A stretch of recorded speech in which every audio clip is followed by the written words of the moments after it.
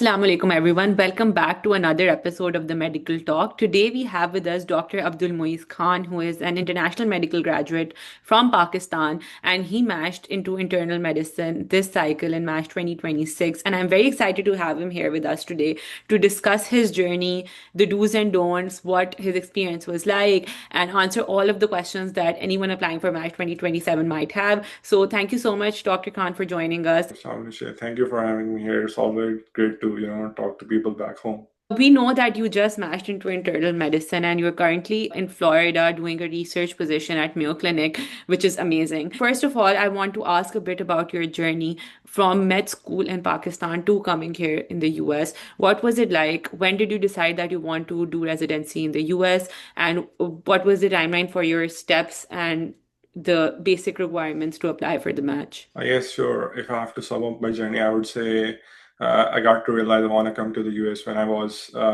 in my third or fourth year of med school. Because as you can see, all the situation going on in Pakistan, and along with that, I wanted to, get the best training there is. So I made up my mind pretty early on. But I come from a mid school that is not very old. We don't have a lot of alumni in the US. I come from Simon Medical College. It is a public sector college, but still it has a lot of years to get up to the level of those old and established med schools. So I didn't have a lot of guidance in my med school. I looked up to it, and I really made my plan when I was in my final year of med school. So I gave my final year examination. I came back to my home city. I'm born and raised in Islamabad, so I came back to Islamabad, started my house job there, and along with that, I started my step one, and gave my step one, and then gave my step two. Uh, then made my plan to come to the US, and then get some USCE.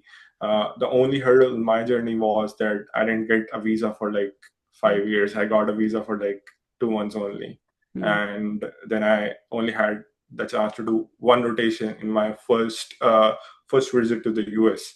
So I couldn't apply with my whole force in my first match cycle.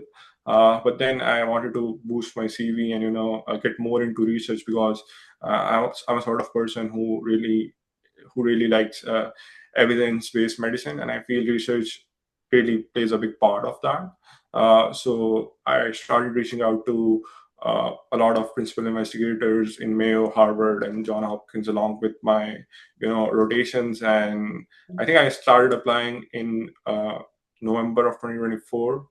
I also had to manage my job back home. I started my internal medicine residency back at home, and uh, did all of that stuff along with that. So because you also need money to support yourself, so I was also doing that. And then I got a response from one of my mentors here at Mayo Clinic, Florida, in pulmonology and critical care and transplant medicine. So I came here in July of 2025. I started working on projects here, did one or two rotations here at Mayo, Florida, and applied to the 2025 match cycle. Obviously, when you apply for residency here in the US, it's a very long journey, especially as an IMG, because you have to take care of so many different aspects, USC's research, exams, the visa hurdles, which is, I think, one of the biggest hurdles that anyone can face Yeah. during this entire process because you don't have any control over it. With exams and everything else, you can work hard and get done with all of these things and do them. But with visa, it's not under your control. So, Yeah, personally, I know like two of my juniors, they had like very good scores. They had like high 260s, and then they were just not able to apply just because their visa kept on getting rejected again and again. They had their electives lined up at Cleveland Clinic and other places, and they just couldn't do that because their visa got rejected again and again. Then they came here on a J1. I feel that was an option if your visa was getting rejected. And I think that is still an option. But yeah, I do feel that this visa issue is a major one to tackle. when you're applying for the match, there are different aspects, personal statement, doing program research. So I want to cover all of these different aspects separately. So first of all, with the personal statement, what was your experience like writing the personal statement? Yeah, I feel personal statement is one of the biggest thing of your CV. And because we don't have a lot of experience in it, we don't need it for our med schools. We don't need it in high schools. Here, the people that are applying, especially the US medical graduates, they have done their personal statements even when they're applying for med school or even high school, and they have a bachelor degree before that, so they would have written personal statement even for that. But for us, I feel we don't have that much, exposure to that kind of stuff. So what I did was, I mean, I I asked my seniors and my mentors for their personal statements. I read them just to try to figure out like what to write, because what you need to have a structure to implement your thoughts on. And I feel the imitation is the biggest form of flattery. You can just imitate what they wrote and put your whole journey into it. I mean, I don't mind it. I don't mind even sharing my personal statement with my juniors, just as long as they don't copy and paste it. So I feel for that you need to have a framework what you're gonna do. Read a couple of couple or let's say 5 or 10 personal statements, know what you're aiming for, and then the biggest part is it should tell your whole journey and what kind of person you are. And not even your personal statement, whatever you write in your personal statement, you should reflect it in your CV. I feel that is the biggest hurdle a lot of people face when they're applying for the first time. They would have written something like, hey, my dad wanted me to get into medicine, and something like that. And when they are writing their meaning and experience, they say, okay, when I was born I wanted to get into medicine. And then it's like, hey, your dad wanted you to get into medicine, now you're saying you wanted to get into medicine yourself.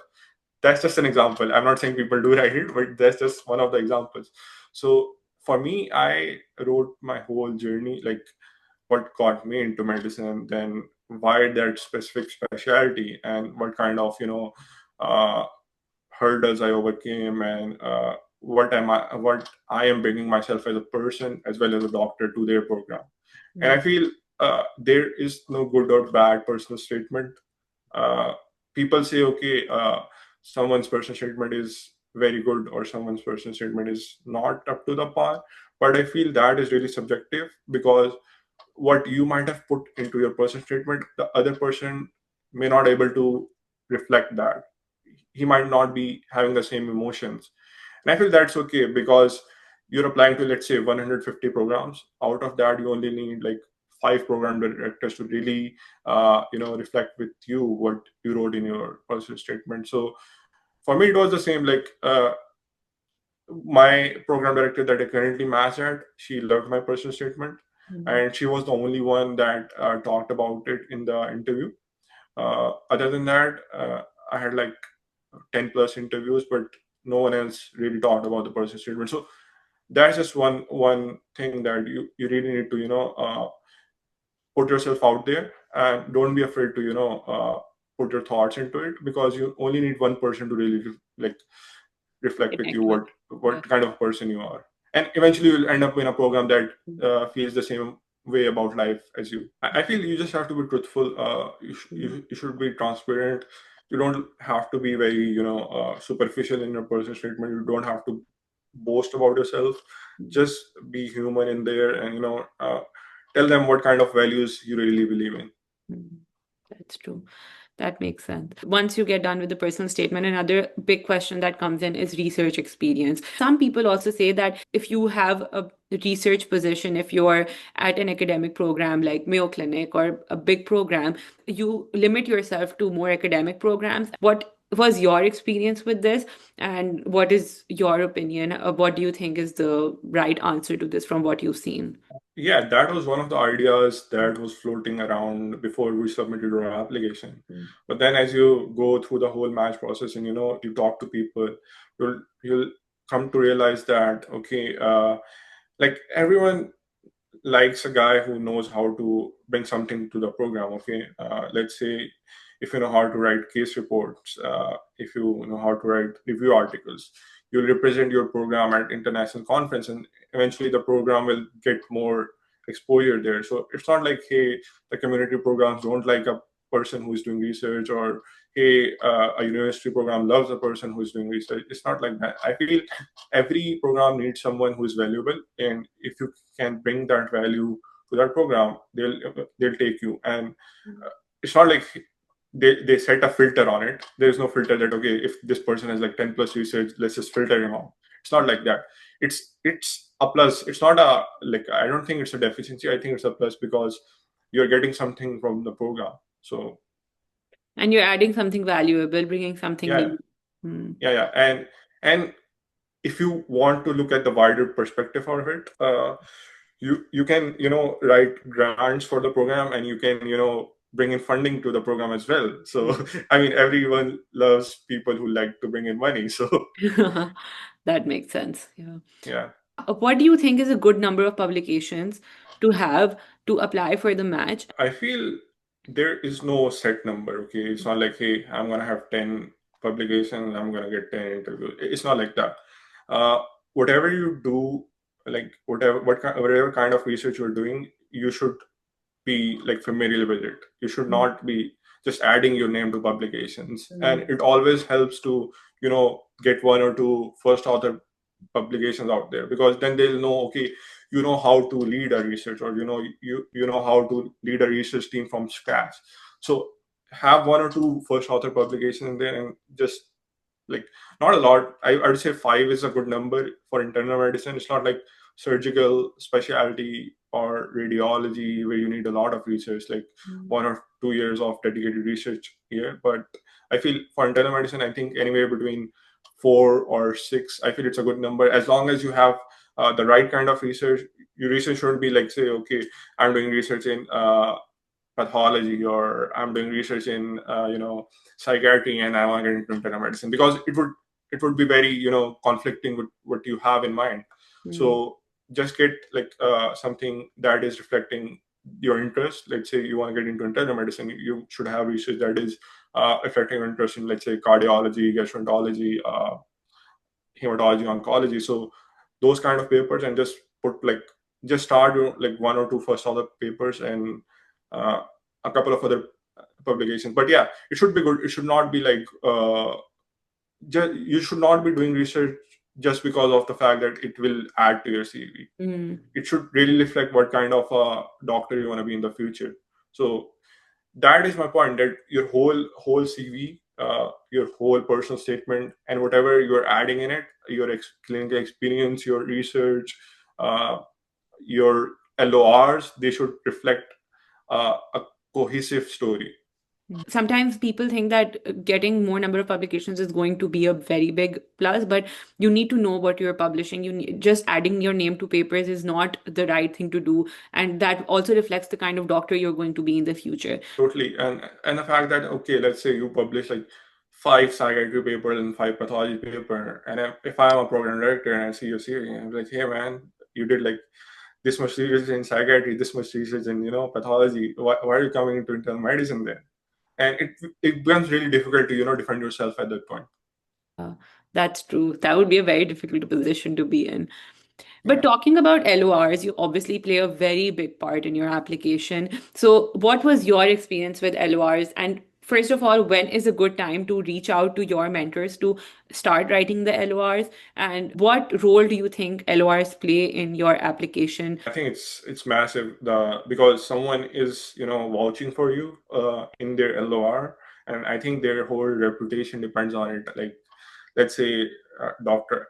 A vouches for you, and he writes you a very personalized LOR compared to a Dr. B who writes LORs for like 100 people, but that are not personalized. So eventually, in the end, the doctor's reputation is also at stake, because then the whole community would find out, hey, he just does it for for the sake of money or something like that.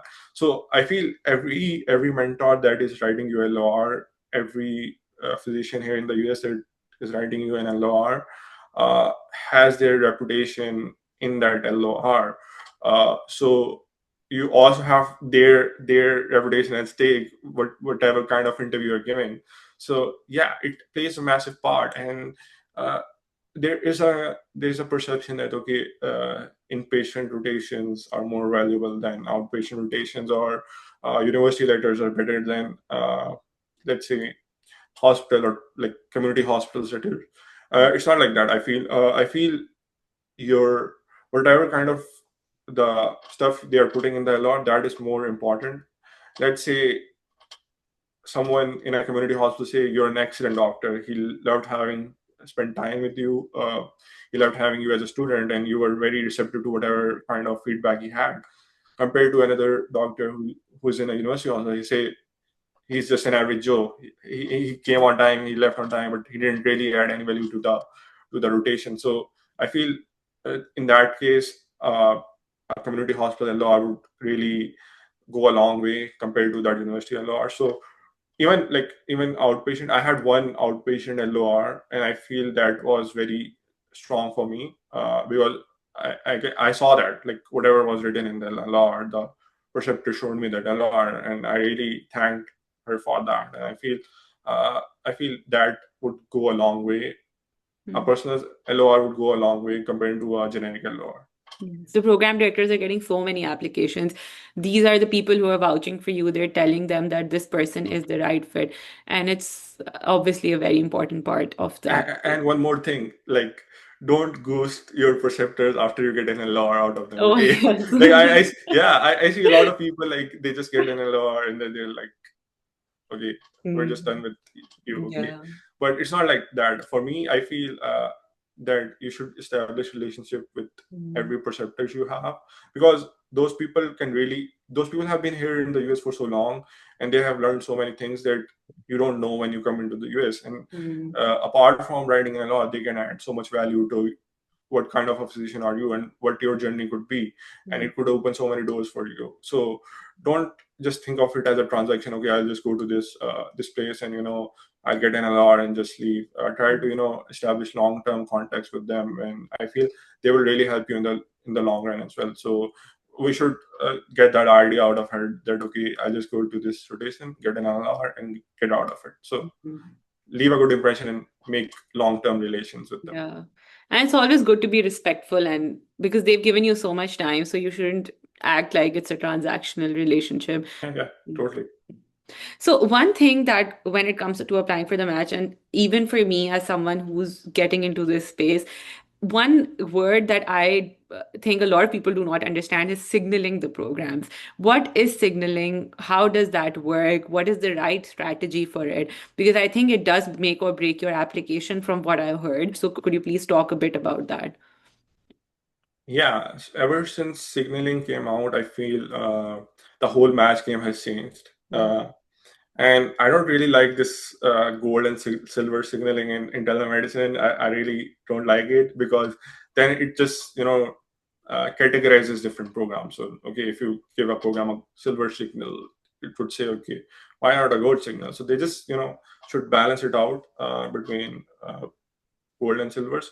But having said that, I feel that it did play a bigger part because for me, I feel I had like 7 out of 15 that were signal interviews, and if you go to the Residency Explorer data, it really reflects that as well. That okay, uh, a lot of people who got interviews did signal a program, and the reason is that okay, if you really like a program, let's say if your CV is saying, okay, I have a very strong connection in Florida, I have very strong connection in Jacksonville, my family lives here, and then you apply to a program, and then you don't even, let's say, you don't even apply a silver signal to that program, Yeah.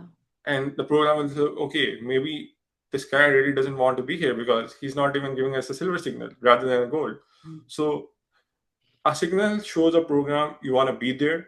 Uh, and on top of that, it really I feel it has really lowered down the financial burden on applicants, because now you apply to like, previously you would have applied to like 300 programs, now you apply to like 100. For me, I applied to like, I feel 102 programs because I felt there is not like much chance to get it. I'm not saying you won't get an interview from a non-signal program, but the chances of you getting matched there, I think, are not that high compared to a program that you have gold signal. So that's just my take. I mean, others people might disagree with that, but that's my take. And I feel every year that this signaling is like taking a part in the match cycle, it would get even more scrutinized. That who wants to come to our program, who gave us a gold signal, and every program in the end wants a gold signal. So I just want AMC to like cancel that out, give us 15 signals, and then you can't really categorize program on top of that. But yeah, signal the programs wisely, signal where you feel you have strong alumni from a mid school that really match your profile, the program that takes the same kind of scores as you, from the program that takes the same IMGs from your country. That is a bigger part. And don't just waste your signal just because someone said to you, okay, I'll get you an interview out of this program. Do I feel going into this match and having so many friends around me who were applying this year, I felt that a lot of people just give gold signals or silver signals because someone has asked them to, rather than just looking up the program. So since someone is saying, okay, give my program a gold signal, you should go and research that program, because that program might not even sponsor visa or might not even take IMGs. So just don't waste your signals just because someone said you to signal your program. Do your own research, because I feel signals are the top of the top of the mountain thing that you can say, okay, I want to be in that program. So signals do play a big part. It's like we haven't still figured out the really. I feel even the program directors haven't really given much thought to it, because then, like, what I felt in band cycle was a lot of the program wanted goal signals. And then I was like, hey, I only got 3. How can I give goal signals to everyone? So I feel that should be changed.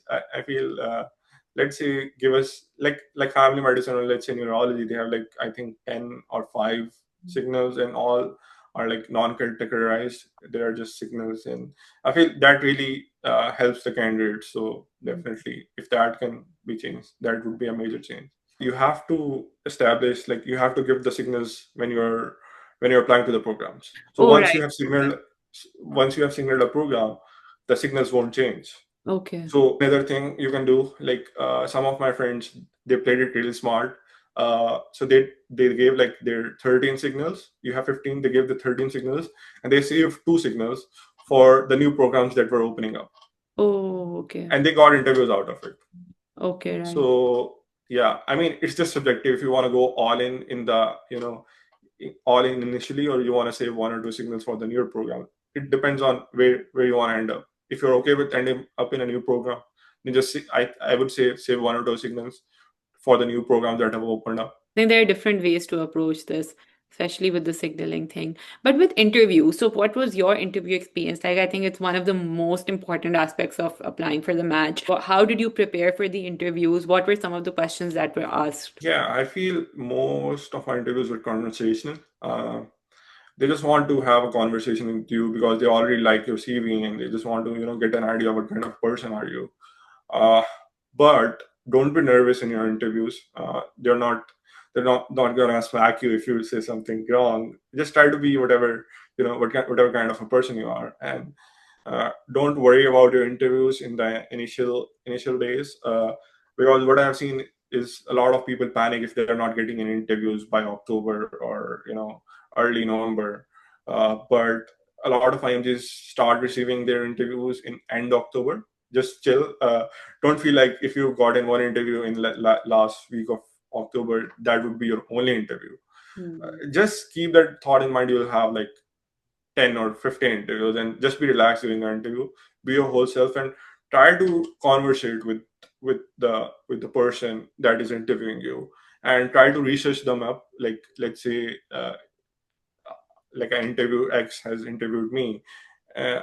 What I would do is, like, on the day before the interview, I would just go on Google Scholar, or like if they have a social profile, just go to their social profile. If they have a YouTube video, try to figure out what they want, what their interests are, because everyone likes to talk about the interests of the people. And I feel that really worked for me, because one of the interview I had in the program that I matched at, he loved Formula One racing, and that is something I can relate to. So my interview was done in, like, I feel 7 or 8 minutes, and it was like a 15-minute slot. and we were just gonna say goodbyes, but then I asked him, hey, who's your favorite driver, who's your favorite team, and stuff like that. And I feel that is something that not a lot of people will talk about, because that is something very weird for us being in Pakistan. Like, Yes. imagine going to your med school's HOD and asking them about, hey, what's your favorite kind of player? Yes. What kind of sport do you like? That would be very absurd for us if you're in Pakistan. But here things are more casual. They love talking about non-medicine thing as well as medicine thing as well. If they're just having a lunch, they won't want you to go and say, hey, how does Krebs cycle work, or hey, how does this pneumonia is treated. They like to have a light conversation. So if you can really hold that kind of conversation, they, they'll they'll like you as a person as well. They will say, okay, this person is someone that really shares my interest, and I would really like to work with them. So try to have those kind of conversation. Just don't end your interviews just because you have answered all the questions. Have some questions of your own. And other than that, it's the general script, like introduce yourself, why internal medicine, or why the specialty you want to get into, what are your long-term goals. So otherwise, I feel a lot of it is like really similar between the candidates. Everyone has memorized those lines that, okay, I want to get into internal medicine because of like puzzles or stuff like that. But the other part of the interview where you have a chance of conversating with them, I feel that is the part that is really important. What was your conversation like in the interviews? What was one topic that you felt was coming up a lot? I feel uh, a lot of the things that were coming in an interview were how you would be a part, how would you be fit in that program. Let's say you're giving an interview in a university program that has a very good cardiology majored, Yeah. and let's say you are a aspirant for cardiology and you have done a lot of research in cardiology and end up in cardiology. So your interview would be structured like that. It would be total cardiology, or if you're doing research in cardiology and stuff like that. And other than that, they want to know why you want to get into this specific specialty. You should have a good answer for that. And what are your long-term goals? Especially for the, I feel, rural programs, they want a person who is going to end up in that area for a longer while. They want to hear your 10 or 15-year goals. So just structure it according to the program. And did they talk about your hobbies a lot? Because I've heard from a lot of applicants that if you have a hobby that stands out, or if you have something on your CV that stands out, sometimes your entire interview is about that. Not say the entire interview, because it is so weird, to say, okay, my whole interview would be about this one hobby, because Hmm. it's not like only one interview. A lot of these programs have like two or three interviewers interviewing you. So if someone really likes one hobby, the other might not. So you have to prepare for the interview. But on top of that, the hobbies do play a part, I would say. The Formula One racing worked for me. In one of the interviews, I put like, I know how to beatbox, so I put like beatboxing in the CV. And I would not have, imagined, okay, this program director would be coming out and saying, hey, you didn't talk about this. I forgot. Like, it didn't come on top of my mind. But Yes. then she was like, hey, you mentioned this in your CV. Uh, just tell us a little more about that, because I really like that as well. How do you do that and stuff like that? If you like music, a lot of people did talk about that. If you like, let's say, soccer, or uh, soccer, Formula One racing, American football, or anything. And it should not, like, let's say you have come to the US in like July or August, and you have done your CV by September end, and you might not have gotten the chance to put something that you have recently developed, Hmm. interest in, let's say American football, or baseball, or something like that, pickleball, or any other thing. But even though you might not have mentioned in your CV, you can just say, okay, over the recent few weeks, being a part of the US culture, I felt a lot of people here really like this and this and this, and I've started to explore it and develop an interest with them. So that you can that way you can show them, okay, that you can really gel into the culture as well. I think programs also want someone who can be human rather than Yeah, that's just the be a biggest doctor. part. Yeah. That's the biggest part. Like, they don't want a robot that is just coming there and working and working and working.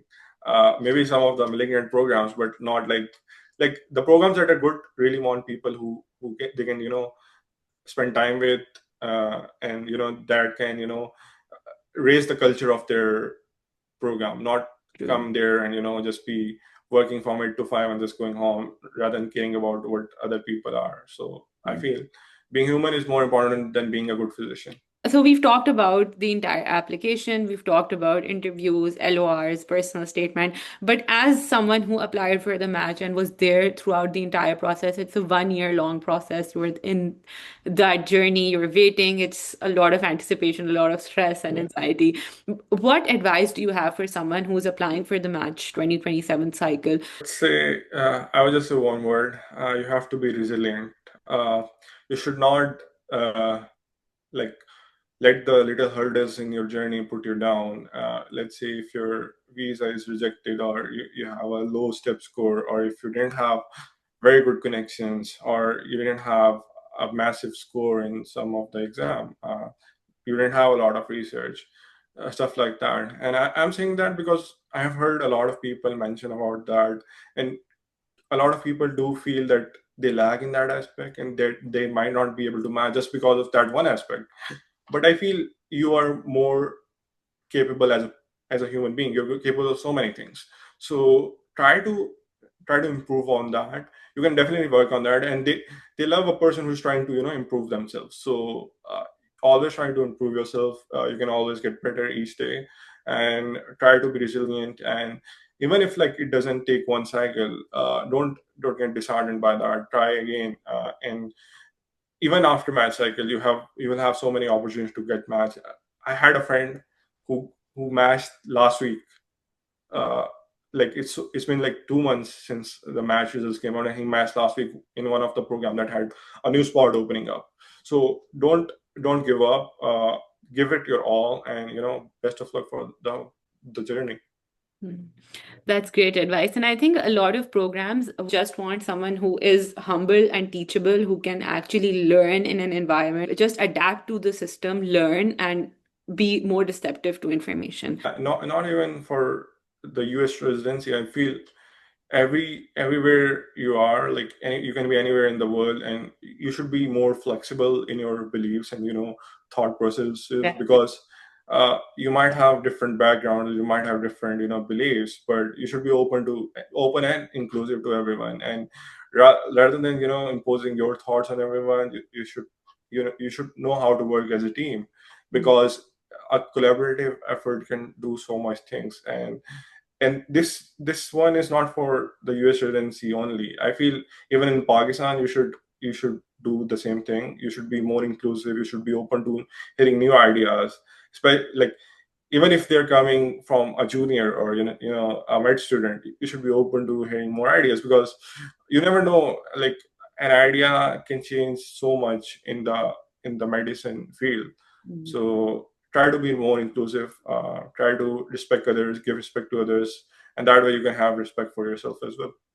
Definitely. That's so true. And I think that this was a very helpful conversation, especially with all of the insights that you shared. Thank you so much. And I hope that we can connect with you again. And good luck with your residency. I know you'll be starting in July. Thank you so much, Anusha. Thank you for having me here, and I'm really glad I could, contribute. And even if like I can help someone with my words even a little bit, that would really take me a long way in life. So I really believe in, having that energy coming back from the universe, and I do really believe in karma. So I feel if you give good energies to other people, you'll have good energies for yourself.